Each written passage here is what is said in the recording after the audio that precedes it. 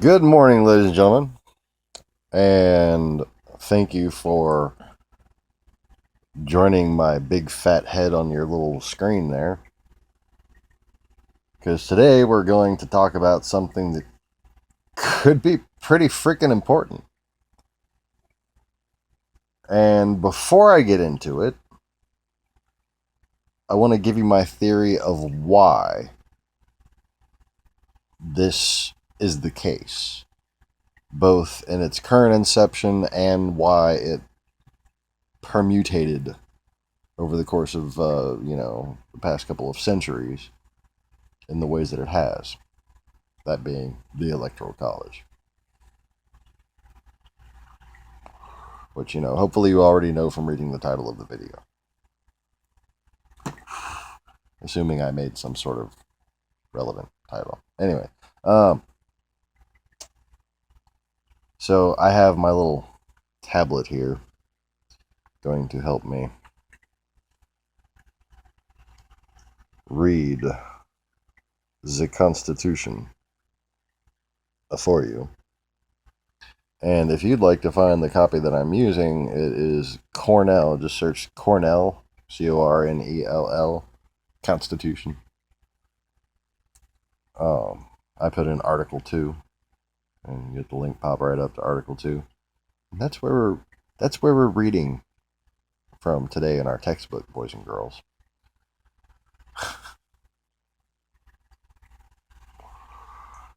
So, just to give like a historical analysis. Where do I want to begin? Oh, first of all, the person who I believe wrote this particular part was a Morris. Okay, and seems to be, looks more like the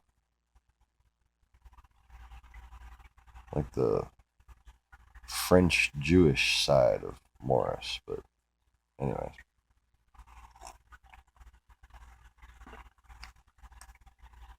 he doesn't look a lot like my kin. Anyways, if I know anything about Morrises, it's that they are meticulous in their spiritual reverence, as well as being just generally OCD. Okay, so being as this was penned by a Morris, if it was penned by a Morris, I can attribute those qualities to this, namely the meticulous, the OCD-ness. Okay, these are habits I've had to break myself of, and not all too successfully. Well, trying to get my cigar lit here. Um, what I think the intention was, because of the very specific way this was worded. Okay. It was both to confuse and delude the people at the time, while laying a pathway in the future towards a more enlightened interpretation. Okay, and that's the interpretation that I'm going to present in the rest of this video. Now, what I think happened with it was a group of people thought it should be this way, that is, with the popular vote, and a group of people wanted a new nobility in America. And naturally, the greedy people, the dishonest people, aren't as aware, aren't as intelligent as the rest of us. So, Mr. Governor Morris, which I think, his name was Governor. I think there's a secret history there that lies with this man and the way it was written. Because I find it odd that it does seem that the Constitution was written by someone who, it doesn't seem that English was his native language, but his name was also Morris. And, you know, if you're not familiar, hi, I'm Sean Morris. Nice to meet you.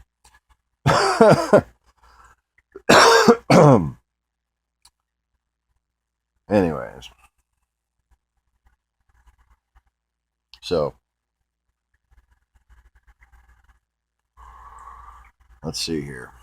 Where was I going with this? I'm trying to recap my thoughts from last night. I was considering making this video, but I just got too damn tired, and I wanted to put it up this morning. You know, it just felt right. Well, so let's see here.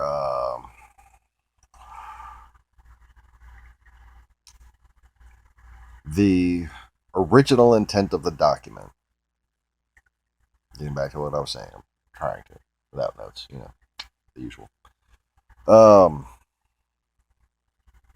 original intent of the document was to allow for an interpretation which appeased the slave owning, I mean, this is a big part of it, slave owning, aristocratic, what were they called? Not Tory, whip converts? You know, like the royal party. Okay. Whigs, maybe. I don't know. Well, stupid little fucking names they have. Sorry. But, you know, there was the Federalists, and then there was the the other, the state-ish people, and then there was the people who would still rather be with King George, and were just kind of, you know, playing along, I'm sure.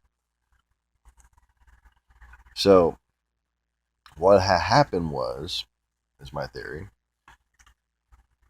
is that basically the Federalist Papers were written separate from the Constitution so that they would not be binding one day when the enlightened society that would inevitably develop after the slaves were freed.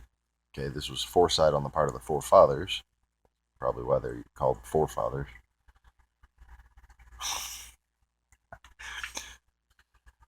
Well, they knew that one day somebody, like me for instance, would figure this out, that the Constitution is actually based on a popular vote. The Electoral College is basically a group of errand boys.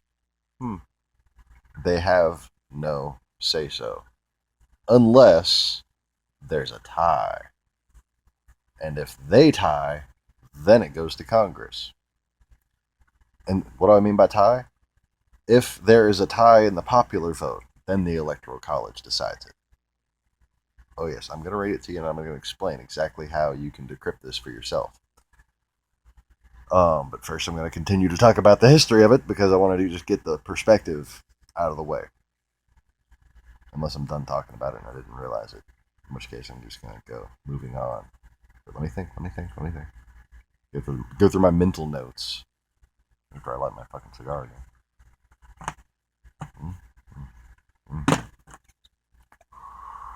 Okay, so you had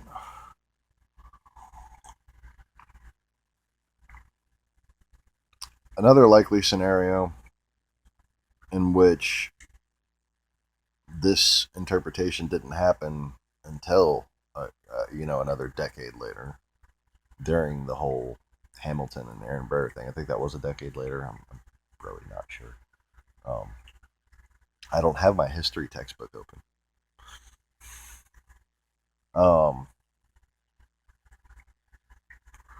So there could have been a period in which there was actually, it was known that there would be a popular vote, but, you know, the whole thing was new to everyone at the time, so it would have been, an argument about everything, right? And I'm sure the states considered their rights very important at the time, because it was basically a loose confederation of states at the time, right? Unlike what we have today, which is what the founding forefathers. Okay, I'm gonna refrain from throwing in a bunch of other F words there. From France. No, some of them were from France, but yeah. Founding Flugelbinder forefathers, which is a made-up word for the movie Cocktail. Completely lost my train of thought. No, but they had in mind was one day our manifest destiny, right? To become a bigger country, to expand to the West Coast. I believe that like this was an early on concept, but regardless of that, the forefathers at the very least envisioned a country that included most of the eastern seaboard, and that would be like a unifying type country because it was already comprised of people from a lot of different places at the time. And a lot of their expansion plans included places that people already lived at the time. And this nation wasn't founded with the idea of genocide in mind. It was, in fact, founded with the idea of freeing slaves in mind, which is something I think America should seize upon this opportunity to gain credit for and stop kicking itself in the ass for things that some people in America did. We didn't all do it. And it's time we told the people who are proud of having done it to shut the fuck up, because they don't represent us, and they don't represent the founding forefathers' vision for us. Alright, so I think I'm done with part 1 of my video. So here we go. Okay. Apparently I'm going to see what the kids are going to have for breakfast, because the kitchen's a mess. I got to go in there and clean it. And then I'm going to film part 2. Okay, so this has been the historical part of why the Electoral College is being completely abused, misused, and is essentially its actions are based on a complete misinterpretation of the Constitution that was purposely written into the Constitution. So, next video, gonna read it, go into the details, and yeah, hope you like that. So stay tuned for that. I guess 13 minutes. Maybe that one will be, under 40. And that way I won't have posted an hour-long video again. Alright, I'm coming. Stupid faces at me.